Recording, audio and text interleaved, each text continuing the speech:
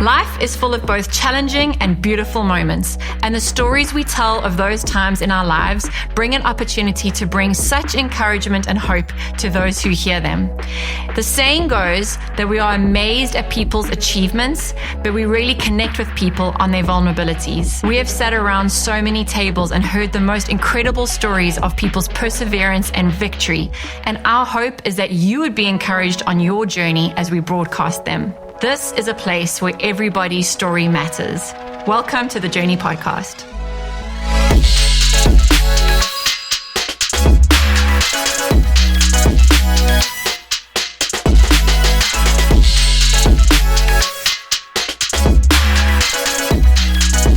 Hey everyone, just want to welcome you back to the Journey Podcast. This is episode 12.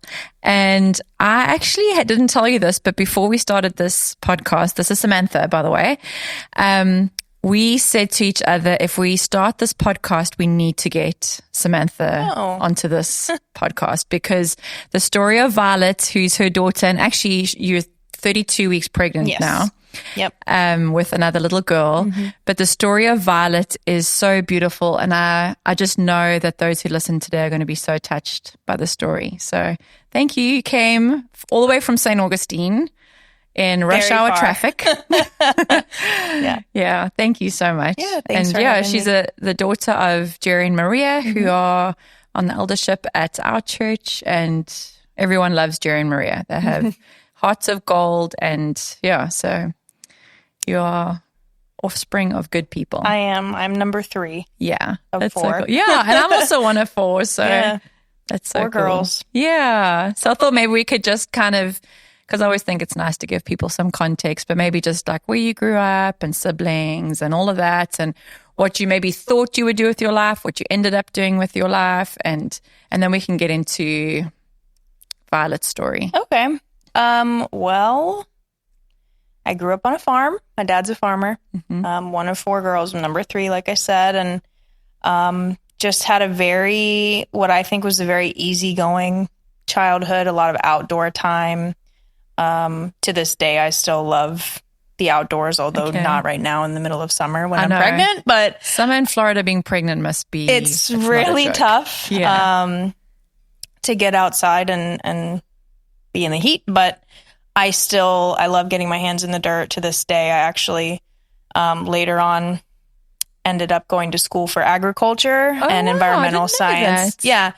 I don't use it, but I did end up going to UF in a kind of circuitous way online when I was living in Pennsylvania for a little while, and got my degree kind of in line with how I grew up. Yeah. And I remember my grandpa, my dad's dad, who lived on the farm as well. Yes. He's passed in the last few years, but I remember telling him that I was going to go to school for environmental science. Aww. And he looked at me and he goes, "Oh, you're one of them." And I was like, hopefully I can kind of ride the middle of the road, because I had the experience of even working on the farm when I was younger, like 14, 15. It was like my first job. Wow. Spraying grass. Yeah. And, but also I knew that there were, environmental policy and stuff like that could have really benefited, farmers. Yes. In where we were heading at that time, as far as like the farming community was going. Mm. So it was just kind of a funny memory of him telling me, like kind of rolling his eyes at me like I was going to be an environmentalist. And you're going to come and ruin all of his farming methods. Yeah. And I don't use it now, but I really enjoyed school in that way. But my childhood was very much rooted outside in the woods, building forts. And it was easier to do that in the 90s, you know what I mean? Yes. 80s, 90s. And I grew up on a big property in South Africa, and it was the same. Building forts, hide and go seek in the dark. Yeah, we used to do something called, we called it redneck wakeboarding. Oh, yeah. Because my dad would drive the truck and we'd have some sort of rope and a skimboard, and we would, when hurricanes would come through, we would skim on the water.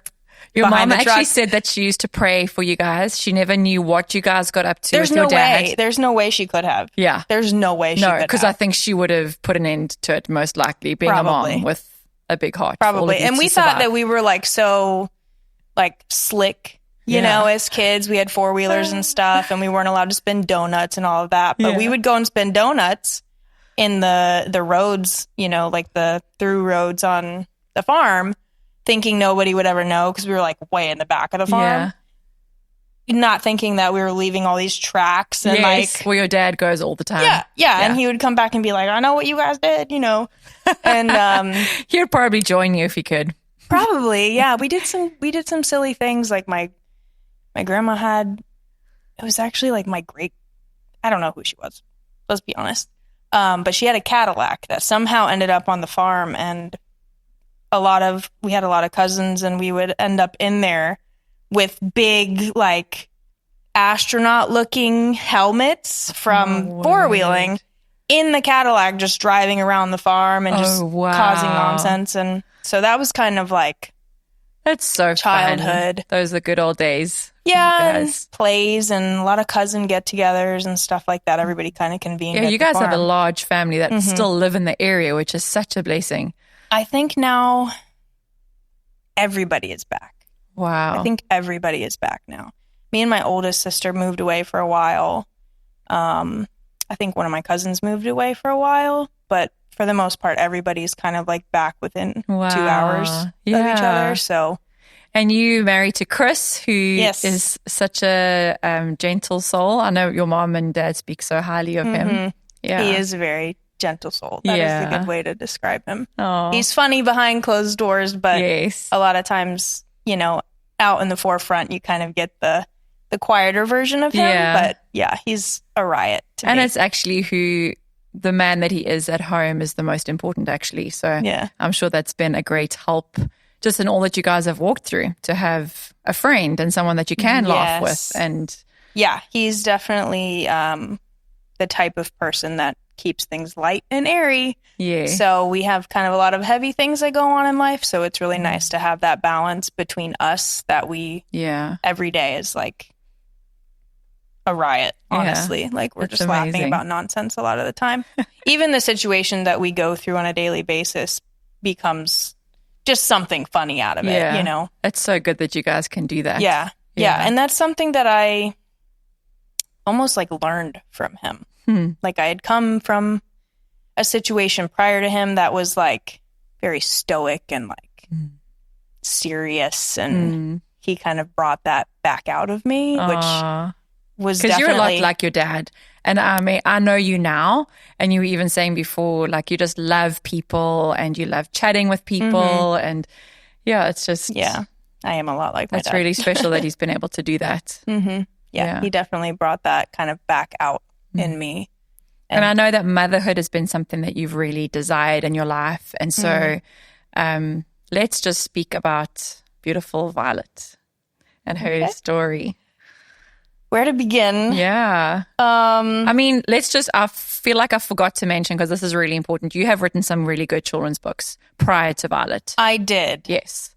Well, thank you for saying that. I'm not saying I did write really good children's you books. You have. I will say it. I do have written books really good that are written. I read your books statement. before I met you, actually. I read your kids' books. Yeah, to my children. Yeah, they're kind of on hiatus right now because I don't have mental capacity most of the time to be creative, really, in any way. Yeah. Sadly, but true. But yeah, that was definitely something that I loved to do prior to Violet, but she's definitely taken a lot of my brain power and keeping up with everything she's got going on. But I wonder if one day those stories will come back and they will be about Violet and your family, and you know, in some ways, I've already one of my books. I have a second one that's had some issues with my illustrator, but she's from Sri Lanka, and she had some kind of political unrest go on during the time we were working on the illustrations for that. But in the middle of all that, Violet came about. Okay. I actually was working on that second book when she was born and we were in the NICU, and it was kind of keeping me occupied. And I had since decided to kind of modify the character to wear Bajas, which is the, I guess, the acronym for the type of hearing aid that she wears. Yeah. So the character is going to kind of iterate a little bit to be wearing Bajas to kind of reflect for her as she gets older, a character that she can relate to. Yeah, that she looks so more special. Like. So she's already influenced it in some ways, but it's still on the back burner for now, for sure. I think that's right. Yeah. You're an incredibly devoted mom. Yeah. And I don't have the mental capacity right now to devote to it. So sadly, but in time. There's so many good years ahead. Yeah. For sure. So where to begin with her, actually? I guess maybe know. With the first doctor's appointment that maybe highlighted concern, because we were talking about that before. They didn't really fully know what was happening with her. Prior to Violet, I had pregnancy issues. I had miscarried twice before her, and one of them was an ectopic pregnancy. I'm not sure how many people are familiar with that, but basically the fertilized egg gets lodged somewhere it shouldn't be. And in my case was in one of my tubes, and it ruptured. And so this put me into kind of like a tailspin of an emergency surgery. Yeah, that is incredibly painful. The most painful thing I've ever experienced in my life. This is probably, for me, where this whole journey begins in my mind, because that situation, I thought I was going to die. Wow. Like I remember, I had my dog. At the time I was home alone, and she's extremely scared of sirens and people, and I didn't want her to run off, and we didn't have a fenced property at the time and all of this stuff. And so, of course, me being how I am, I was like prioritizing her. Like, I can't let her run off, So I crawled out to the stairs, the porch, to go outside. And I was trying to call 911, and it's like 5:00 in the morning, and they couldn't find the house because I was in Miami at the time. It was a pretty remote house. We had just moved there, and this was before Chris, and they couldn't find the house. And I think I waited almost an hour for them to get there. And I remember being on the phone with dispatch, like, I'm looking at the moon, and I'm like, this is it. Yeah. This is completely it. Like, I felt just, there's no way I'm making it through this. And I did, obviously. But it was a long ride to the hospital, had that surgery. And that's kind of where my fear of pregnancy already kind of began. Okay. And I had, lost some of my reproductive organs through that, because they had to do that emergency surgery. So I thought I was going to have a really hard time with pregnancy anyway out of that. And I got pregnant with Violet, and it was terrifying. Those first few weeks where it was like, is everything in the right place? And of course that set me up for the high risk designation that I had with Violet. Yes. Which, it's funny how things kind of unravel in the sense that, had that not happened that way, I don't know that I would have been categorized as high risk. And I don't know that I would have had different care. I would have had different care. I maybe wouldn't have done the genetic testing. Okay. I wouldn't have gotten in as early as I did because of what had happened prior to, to test everything out, make sure everything was going all right. And so we did the genetic test. Didn't really think anything would come of it, but just to be sure, kind of thing.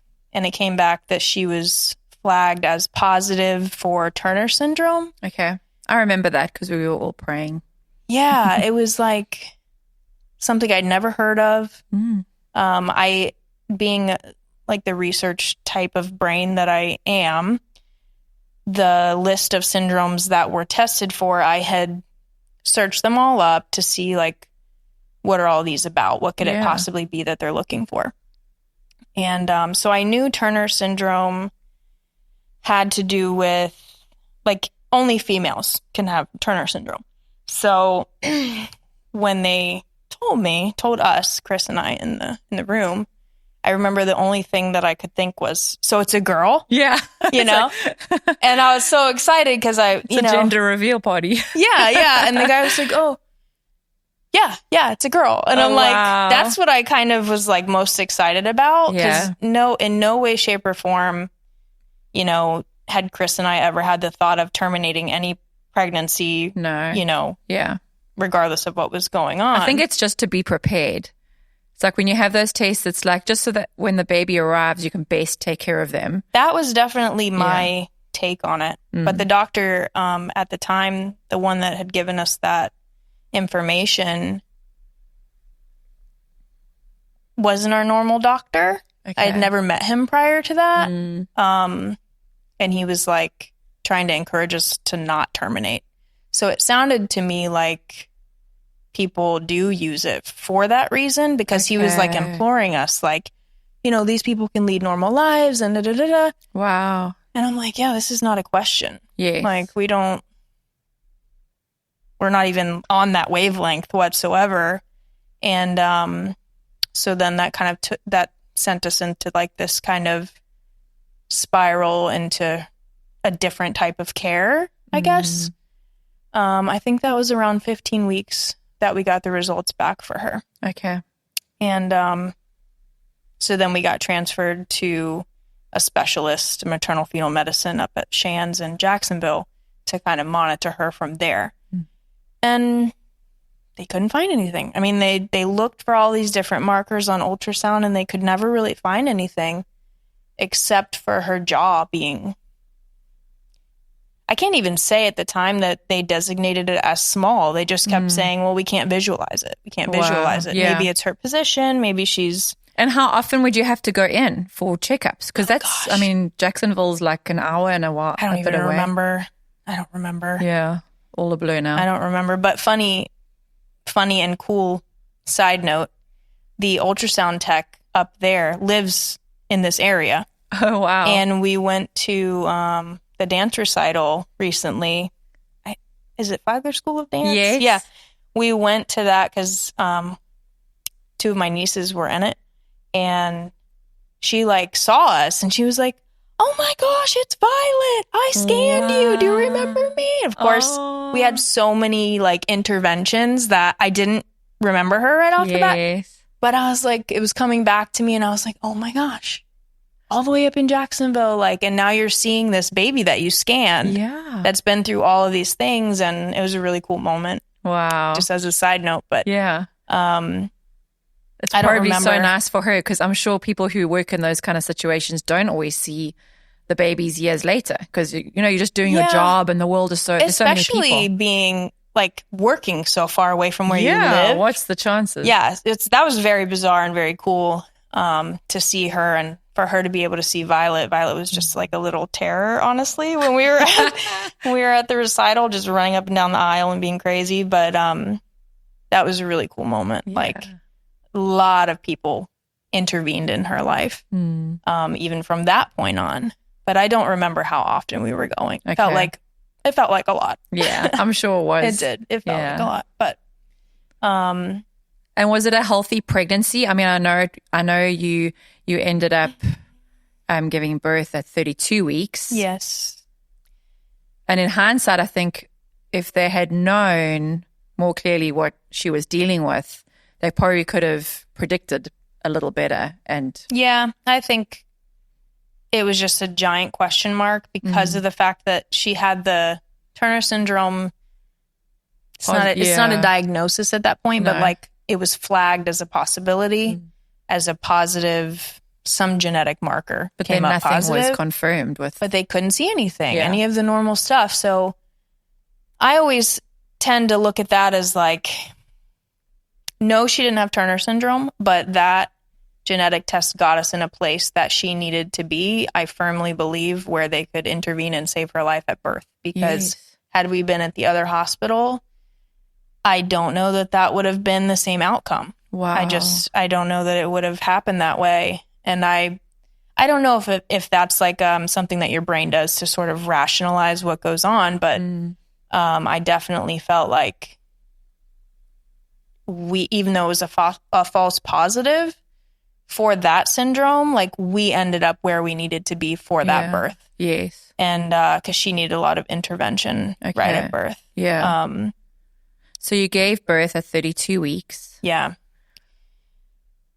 Yeah, it's kind of a blur. You went into labor, like you started having contractions at 31 weeks, and then did they try to delay that? They did. They gave me whatever you give somebody to stop the contractions. I don't even know. That is such a blur to me. And then you were in the hospital? No, I actually was discharged. I mean, I went and then they transferred me from the hospital in St. Augustine to Shands because I was being seen there. Mm-hmm.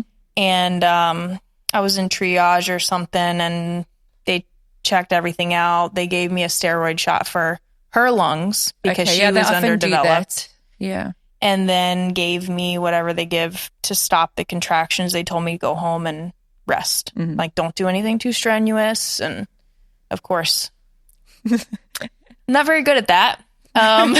Mrs. Greenfinger's getting into the right, garden exactly. And all the like I'm always building, or not right now because of the pregnancy, but at the time I was always like building something, like had my saw out. Wow. Or sanding something down, or just being outside doing something, or arranging furniture. You know how we get like everything's like, oh, nesting.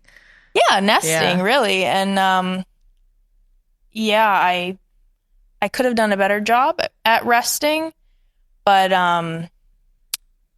it just didn't work out. But I think like knowing what you were dealing with, and obviously you can get to share that now when she was born, but she was always going to come early because of, amniotic fluid and all the things. Like she was probably always going to make an appearance. I think so. Yeah. I think it was inevitable for sure, but nobody warned us about that. Yeah. I mean, we had a little bit of a warning because my contractions started so early, but a week later to the day, my water broke. I mean, wow. I don't think I could hold any more fluid. Yeah. And so my water broke, and that was that. And I remember we were in the car and Chris was like, Flagler or Shands, Flagler or Shands, Flagler or Shands. And I'm like, we're at the crossroads, and I'm like, I don't know, how fast does a baby come when your water breaks? Like, we're just total newbies. And I was like, Shands, they know what's going on. So we drove the hour up there, and it was probably 11 p.m. by the time we got there. And the doors were locked, and oh my gosh, it was so embarrassing. It was like, my water was, it was a lot. It was a lot because I had all the extra fluid, and it was like, they're just staring at me through the locked door like, it's locked, I don't know what to tell you. And I'm like... At the hospital? Mm-hmm. Wow. Yeah, they wanted me to get back in the car and go to the ER side, and I was like, I just need a wheelchair, please. They eventually I feel panicky now after just imagining you. I'm a little panicky. I'm like kind of reliving it. Flagler, Shands of Flagler. I'm like, choose Shands. I'm like, I'm reliving the whole thing. I'm like, it was so stressful. But, and then of course they put the monitors on you, and man, I had the best labor and delivery nurse. Like, those people are top notch people. And, she really kept me calm when it was not a calm situation. Mm-hmm. And I think we waited probably 10 hours or so. Wow. And then her heart rate was just dropping. Okay. Like, they tried to keep her in as long as they could, but it ended up being an emergency C-section at that point. And that probably saved her life too, because the natural birth, do you think she would have... I have no idea. Yeah. I have no idea. I think everything happened the way that needed to happen to make her thrive the way that she is today. But being a first-time mom, I had no idea. I mean, I had all these grand ideas of having a natural birth and not using any medication and all this stuff, and then it just became such a fiasco, really. I mean, Chris had to remind me a lot of the types of things they were having me do to try to keep up with her heart rate. And I can't imagine going through that for the first time and just, I blocked it out until he like kind of brought it back up. It's like, oh yeah, I forgot about that. Because I think I was just like protective measure in my brain. Yeah. To kind of So she was born, and then how quickly did you know that something was wrong? Right away, because we never heard her cry. I mean, I remember asking, like, where is she?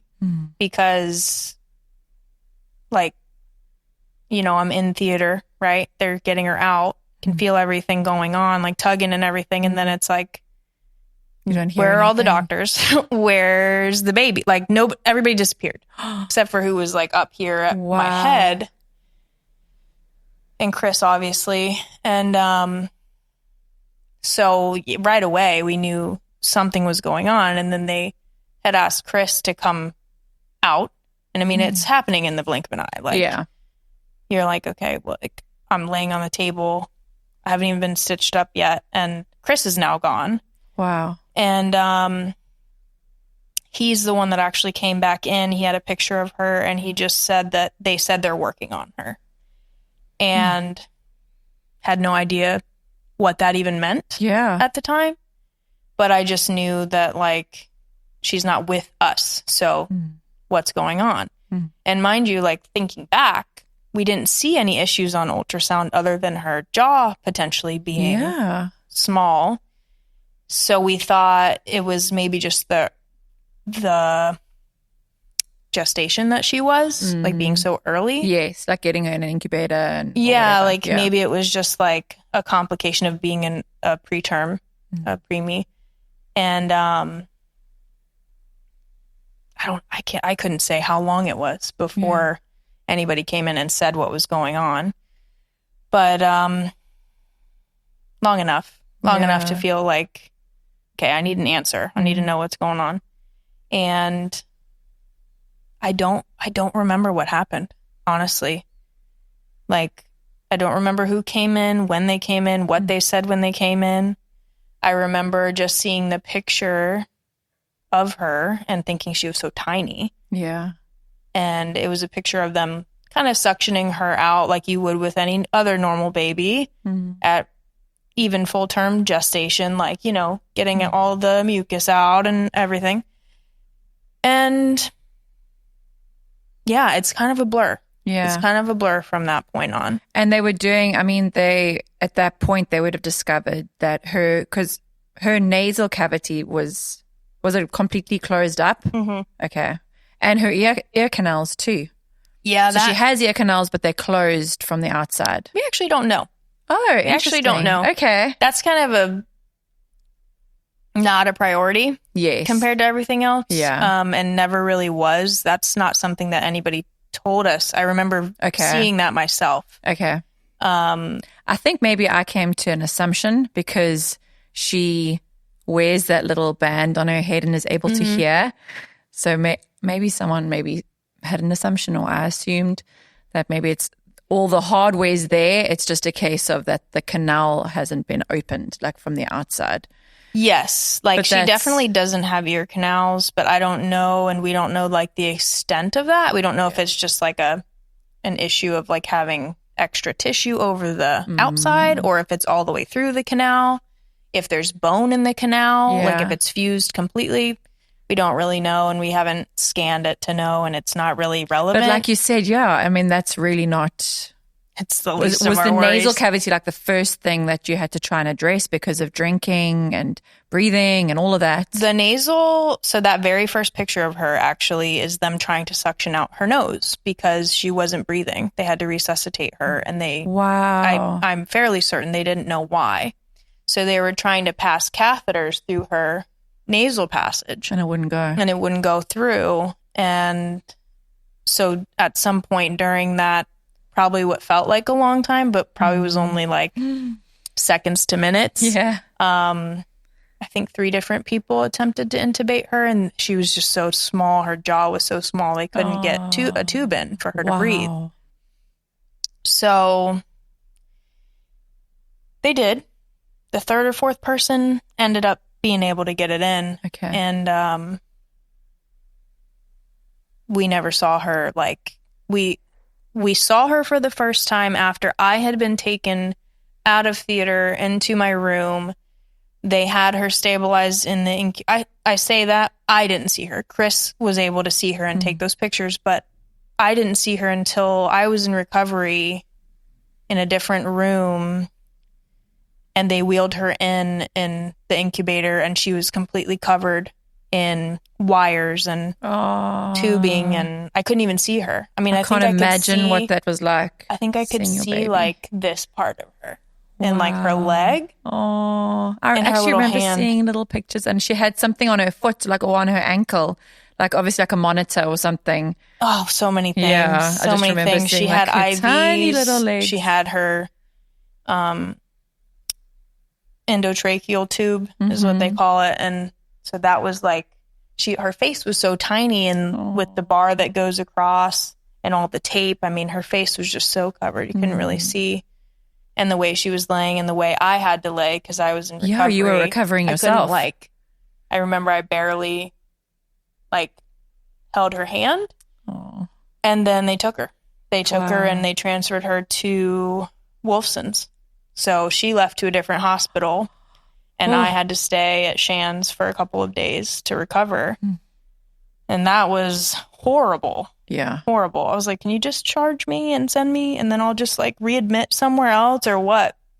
But obviously I had to recover from my C-section, and that was a hard time.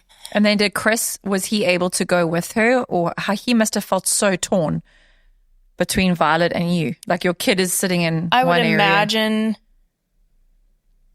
knowing him, but not really speaking about it too much, I would imagine that was probably the most difficult part of, well, I don't know. We had a lot of difficult parts. I won't speak for him. Yeah. But I know, the difficulty was that the hospital I was in, visiting hours ended at 9 p.m. But where she was, you could be in the NICU as long as you didn't fall asleep.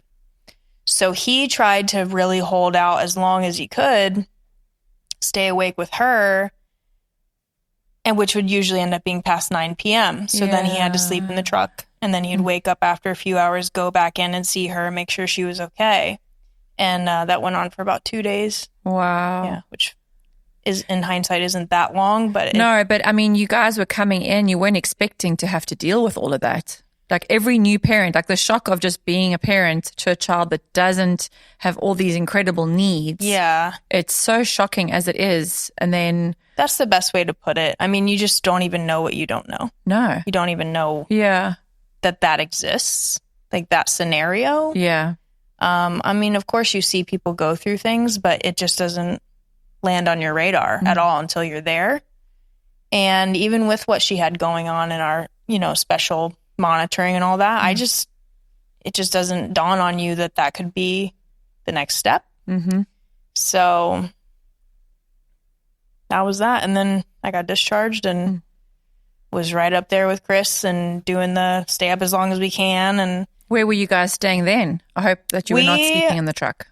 The best thing, Ronald McDonald House. Oh, yeah, I've heard about that. The Ronald McDonald House, amazing charity. What is that? So basically, they provide housing to families who have kids that are in medical situations. And at no cost or low cost, you can make a donation if you're able to do so.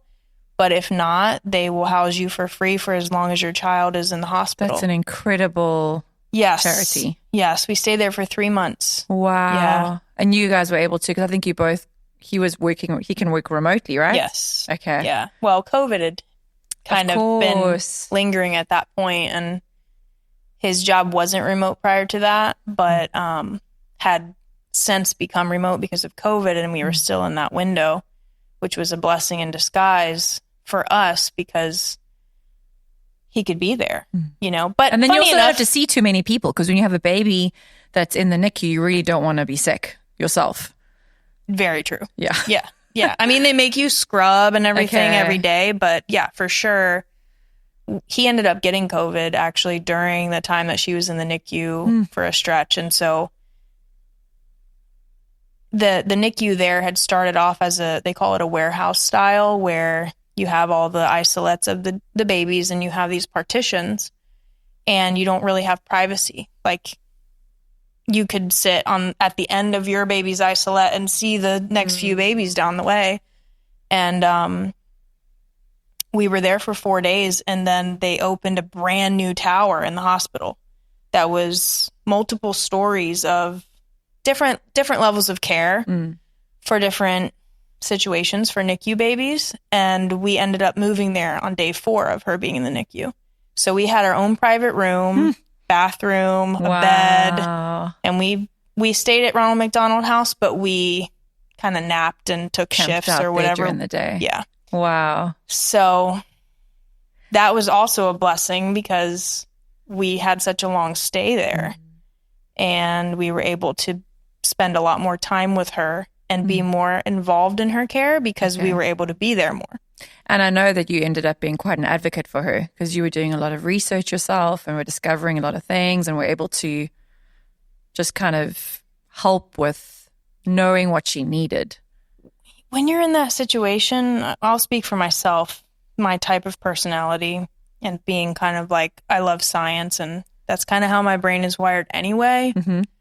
I think it was, yes, kind of how I am anyway, but also a coping mechanism to a degree. Like, there's so much control that you lose.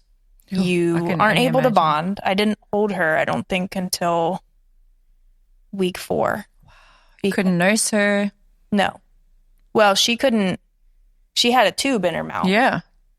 Her feeding tube was also in her mouth because her nose was closed. So normally they put a nasal gastric tube and she had an oral because she couldn't have one through her nose. Yeah.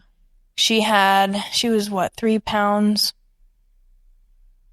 I never remember. I'm horrible at that stuff. I don't even know how long she was. Teeny she tiny. was tiny. She was 3 pounds and some change, and had her first surgery when she was 3 weeks old for repairing her nose.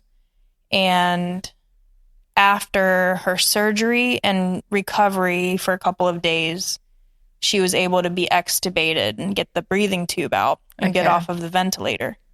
And that was the first time I was able to hold her. Wow. Was then. And then everything started closing back up, and then she had an emergency situation and had to be re-intubated about a week later. And then we were right back where we were. Wow. So that happened 4 times. She had 4 surgeries that just... And since then, how many surgeries has she had? We just had her 8th surgery May. Wow. This past May. And I know that she's also needed to have like quite a few blood transfusions, and that kind of happens periodically, right? Kind of like on a schedule. Another blessing in disguise. I'm all about finding like the reason, like, okay, this wasn't ideal, but this led us to this thing that we may not have known if that other thing didn't happen that was kind of horrible, but kind of opened the door to understanding this other part of her. So it's protocol for babies to get blood transfusions before surgery. Wow. And so she was having surgery, just so happens, about once a month when we were in the NICU. And maybe a little more frequently because she had 5 surgeries when we were in the NICU and we were only there 4 months. But regardless, she would get transfusions before every one of those. In the last, between 4 and 5, she had gone a longer span of time between surgeries. And they do blood, hemoglobin checks like every day. That's like part of their routine thing that they do for the babies. And her numbers were just like dropping and not coming back up. And so we just kind of in a roundabout way figured out that she was anemic. And to me, it's like, we wouldn't have known that. Yeah. I've heard stories of, parents now, like further along in our journey that I've connected with, that the first time they found out that their child was anemic, their hemoglobin was like knocking on the door, of like bottoming out. Wow. For their child, their young child, because how would you know? I mean, they're just acting tired and maybe a little fussy, maybe not sleeping that great, maybe a little sickly. And one mom that I recently connected with, I think her son, they went in, his hemoglobin was like 3. It's supposed to be up around 10. Wow. 11, 12, somewhere in that range. And close call kind of thing. Didn't know what was going on. Wow. But with Violet, she was having to have those transfusions. Yeah. And so we had this pattern to follow. And she just wasn't, we ended up finding out she wasn't making it on her own. Yeah. So. And that kind of led you down the trail of actually figuring out that she had, is it black fan? What is it called? What is the... It's called diamond black fan anemia. Oh, I did have half of it right. You did, yeah. Okay. It's unofficially her diagnosis right now. More accurately, she's diagnosed with pure red cell aplasia, which is the same. I mean, it's the same thing. Like you're not producing your own red blood cells. But she doesn't have genetics that confirm the diamond black fan anemia yet. However, there's like 27 genes that could account for it. And we don't think she's been tested for all 27 of them. We have an appointment coming up to try to get that ball rolling again. But we're trying to get her that proper diagnosis for that. But I just think it's so amazing just how you guys have cared for her so incredibly. I mean, she goes to a school where she's learning sign language. I think her nurse, she has someone who comes in who teaches her sign language, which means that you guys are learning that. She has this incredible band that she wears on her head, which is amazing. Her Baha. Yeah. It's called her Baha. Baha, and it works with the bones, which is like so she can hear. I mean, that must have been incredible to see her hearing something for the first time. You know, I thought it would be more. You see those videos of the I know. In my head, hearing. I'm totally seeing an Instagram reel where someone hears for the first time. I was hoping for it. I was like, come on, it'll be great. And she was just like, you know, there wasn't much of a reaction there. It was there, but it was almost like only mom would know or only dad would know that the little twinkle in her eye was different. Yes. But it was no big like aha moment for her. But actually, because of everything she had going on, kind of front loaded in her life, the ears took a back seat. Yeah. And we didn't actually have her diagnosed with any kind of anything confirmed, like she failed her hearing test or not. Okay. Until she was 9 months old. Yeah. So much later. And prior to that, I had known about the ears just because I taught general science to kids, like in school. I was a teacher, and so I knew about bone conduction and all of that. And I had gotten her a headset that like cyclists would wear that are bone conduction headset. They sit over the top of the ears, like more on the temple, and they transmit the sound through your bone. And so she had been wearing those since about 6 months. Amazing. So she got to listen to a lot of reggae.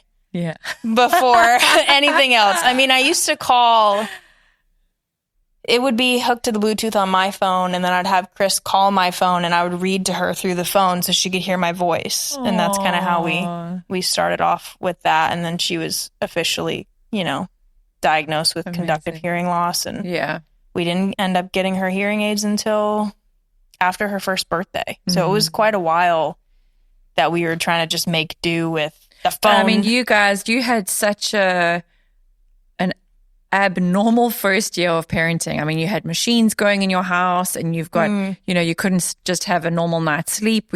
One of you had to be up with her. You've had nurses. You've been like navigating all of that. And then amongst all of that, you've also been, you organized that huge blood drive because obviously she's still getting transfusions. So that's something that's really dear to your heart. Yeah. So, it's just incredible how the transfusions, your capacities just had to grow overnight. Yeah, almost without knowing it. It's just like you kind of wake up and it's like, what has to get done today? And you do those things. We actually didn't have nursing at home for the first 5 months. And those would have been the first 5 months would have been really helpful to have nursing at home. We had great training. I will say from the hospital, they don't just release you with your kid. Oh, good, obviously I skipped over the whole part of her having to have a trach placed. And that is a very intimidating set of skills that you all of a sudden have to learn. You don't have a choice. You have to do emergency care and all of that, and how to change them out, and how precarious that can be for a young infant that can't breathe on their own. So that was really, really fairly extensive training that we had to go through at the hospital. They organized it. And we had we'd go to a special room. We'd perform different things on dummies. And then her feeding is not normal either. No. A lot of times with the trachs, the patient ends up getting a G tube as well, just because swallowing is a little bit affected by that. And not really having the ability to practice swallowing because she was intubated for so long. Yes. There was a lot of skills that she wasn't able to develop in the early stages. And so she got the G tube the same time she got the trach. And are you able to teach her how to swallow now? Do you think she will be able to? She's never had a problem. That kid... Yeah, she's amazing. She I kind of want to me. talk a little in closing, because we've discussed all the things that she has struggled with, but that girl is like a little firecracker. I mean, she is dynamite. She is not scared. She is feisty. She's strong as anything. Yeah. And such a little character. She is her own person. Yeah, that she is really for sure. is. She's surprised us about a lot of things. Feeding, she's not really great with textures. She has some sensory processing things, we think. Okay. But and textures kind of play into that. Mm-hmm. But she's never really had issues swallowing. She took I've a bottle seen those for a little videos while. of her, when you've made like ice pops or lollipop things that you've made, frozen things, and yeah, she's pretty she good. Gets into that. She's more like she's 2.5 now, so she's like, I don't feel like it kind of attitude towards a lot of things. And if you pressure her, she kind of revolts a little bit. So I kind of let her do it on her own time. I figured once baby number 2 is here and she's seeing her eat and do all of that, that she'll probably pick up on it more. But I've learned, everybody tells you how things are supposed to be and on what timeline and all of this. But I learned not to take that pressure on myself and then siphon it to her. I think that's one of the biggest mistakes that we make as parents is we try to put the expectations of others or what we think is expected according to textbooks or this or that, and then put so much pressure, and it just creates such an unhealthy environment for kids to grow up in. And stress. Stress. It was stressful for me to always feel like I got to hit this milestone at this time for her. And then it's like almost like you forget to be just a parent and enjoy it. And that was kind of my experience the first little while until I was like, I said, I'm, la la la la. Like I'm not, there's certain things that are really important that need to happen. And there's certain things like feeding, like she's fed and she's healthy. Yes. And when she learns in her time, that's totally fine. Like I've stopped pressuring her in that way. And you've done an amazing job, even I've seen you do meal prep and that on some of your videos, and you're such a good mom, Sam. Oh, and thanks. I was actually thinking about that a lot today, and maybe just as we kind of end off, and I'm not sure if there's anything else that you'd like to share. You can think about it while I say these things, but I was just thinking, because I'm sure, and I can't speak for you, but I would think that you would sometimes wonder, like, why did that happen? You know what I mean? Like you had such a hard time with the ectopic pregnancy, and then little Violet, it can be so hard to see children struggling like that so much. And I just felt like in a perfect world, like it would never be God's desire to see any child suffer or struggle. But I was thinking, for Violet, I could not imagine anyone more perfect to be her parents than you and Chris. And it's almost like God entrusted her to you guys specifically because you have such a heart for her. And I think it goes so much further. It goes a lot further beyond even Violet, because I think you're definitely going to be a voice for many kids in that kind of situation, because you're just so graced to, I know it's been something very heavy, and I'm sure it's hard to wrestle with, and it's hard on a day-to-day basis, but you have like this heart that's such an advocate. And that's all I haven't sat down and chatted with you many times, but just from following your story on Facebook, and you really have such a heart for her, but it's beyond her. Your urgency to get people to donate blood, and you would openly say, she's not specifically going to get all this blood, but please donate because people need it. And for other kids in her own situation, just educating people, and even your heart coming here today, just any opportunity that you can get to normalize kids who have just differences and, people who have to have a trach or things that we can get so afraid of all those things. And it's so good to just bring them into the light and talk about them. So yeah, and I also just had that the scripture in Romans, it says, how beautiful are the feet of those who preach the gospel of peace, who bring glad tidings of good things. And I think with Violet, you have been so positive, and all of your posts and everything that you've ever said about her, it's always been so filled with hope. And I feel like a little bit teary now, but I just think, and I'm pregnant, so don't go too hard because I want to suck it back. But I just think she's going to live such a beautiful life. And you guys have done such a good job, and it's just the beginning. That little girl is going to, in her own time, just bring so much life to others. And maybe there are kids out there who don't have moms and dads who are going to the length and the trouble that you guys are to give her a beautiful childhood just as she is. And that's very tough. Yeah. That is one of the, outside of our scope of what we deal with every day, that realization that there are so many kids like her that do not have that advocacy is very difficult for me to swallow. Yeah. Because I made a post a long time ago. I can't remember exactly how I said it, but it was like, every child is Violet and Violet is every child to me. And I just think about, like, when you're in a NICU situation for 4 months like we were, you see a lot. You see the kids that are left there. You see the kids that don't have anybody coming to visit them. And that, I block that out as much as I can because it's so hard to think that way. Because I know what Violet has in us and the lengths that I would go to for her. Yeah. And to think that if she was born to another family that didn't value her and just abandoned her in the NICU, like, that would be so different. So it's hard for me to, like, separate her existence from any other child's existence because it's like, I see her in every child. And, part of that is, like, I was a teacher. And so I've been a part of a lot of children's lives already leading up to this. And so I kind of know and have experienced the diversity of children and all their personality types and all of this and different home lives and things. And that was very difficult to fathom that there are plenty, unfortunately, children that don't have support.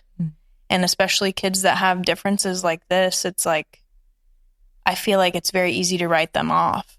And that's even come from doctors, if I'm being fully honest with you. Like, you have to block out the noise and say, like, I'm not claiming that as our own.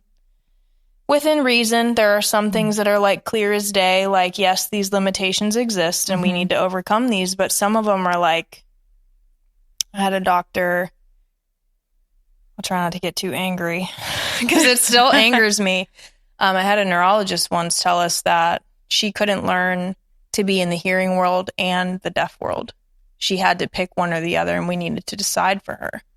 And this was like, she was like 6 months old or something. Wow.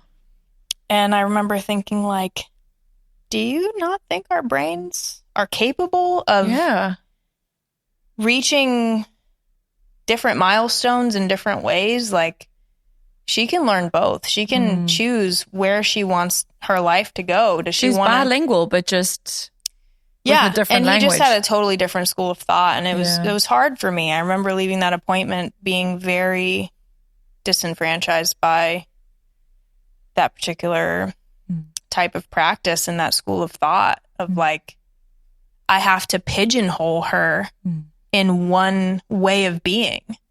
And that makes you think back to all those children of how many other parents are sitting in meetings like that and just receiving the information. I know at for face a fact. value. I know for a fact because I have very many newly developed friendships through the medically complex community. And this is so pervasive. You know, I'm in a community of probably 3,000 people that have children or themselves have microtia, which is what the condition of her ears, microtia atresia, where she doesn't have the ear canals. And this is a very pervasive thing from the medical community about no sign language, yes sign language, one or the other. And having such a big, you know, the school up in St. Augustine having such a big role in our lives now and meeting so many people who have hearing loss, are fully deaf, you know, there's a whole spectrum. And just the richness that has given our lives. Yeah. Just to find other people who are kind of, just in the same situation, but also being able to then encourage, fully capable, and then being able to encourage each other. And so I still think that the books and the things that lie ahead for you and that heart that you have, it's not for nothing. There's a heart, like that heart that you have for kids and for other kids in Violet's situation.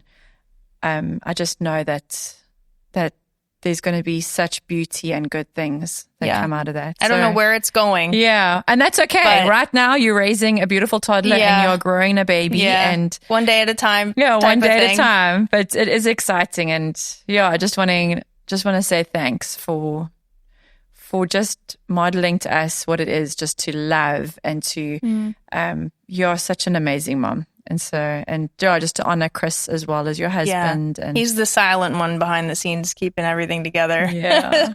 he really we hinge on him. He's very, very even keel. Yeah.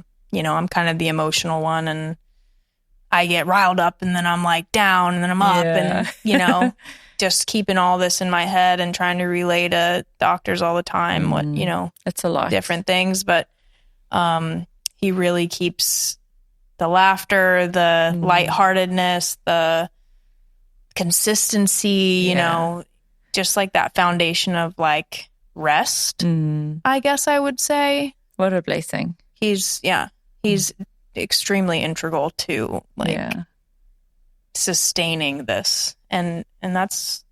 Well, you guys make it a beautiful team. Thank you. Yeah. I'm very lucky. Yeah. Violet is very lucky to have him as a father, and she's going to be a good big sister too. I hope so. Yeah. She's kind of scared of crying kids. So yeah, like really terrified of them. So I'm like a little nervous, but maybe she'll grow out of it. Maybe. Yeah. Yeah. Well, if you would like to know more, are we going to put some links up of your Facebook page that people can follow along? I know that there'll be people who are going to like backtrack all the way to the beginning. But we're going to put some pictures up. It's a lot. You've been amazing at documenting everything.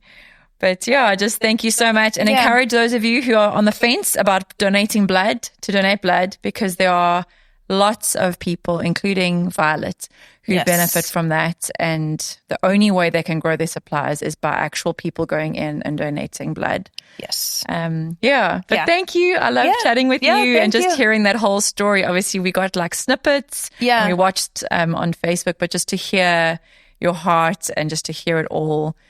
Just amazing. And thanks for having me. Violet's got a bright future. Yeah. Any chance, like I've told you, any chance to kind of normalize her situation. She's got some differences, but she's a normal kid. Yeah. You know, she can't speak because of her trach, and she might not be able to hear all the time, but she's just a normal, crazy 2.5-year-old kid that's causing havoc at home and learning a lot and how to navigate the world around her. Exactly. Exactly. But yes, donate. Beautiful.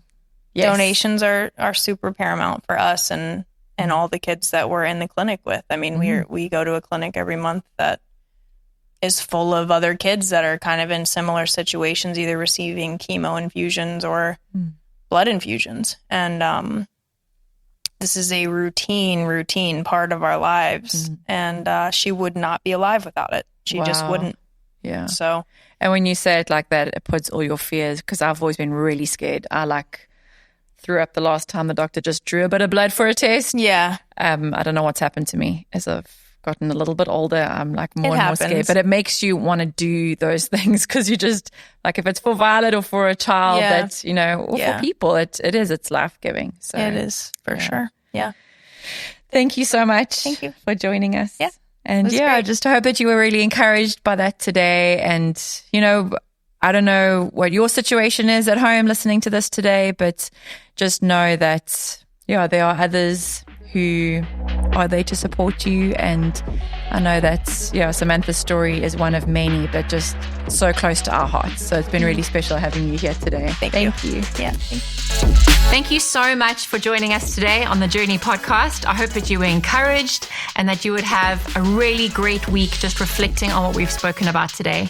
If you have a story that you feel needs to be shared to encourage those who listen, please would you write a comment in the comment section below, and we will reach out to you via email.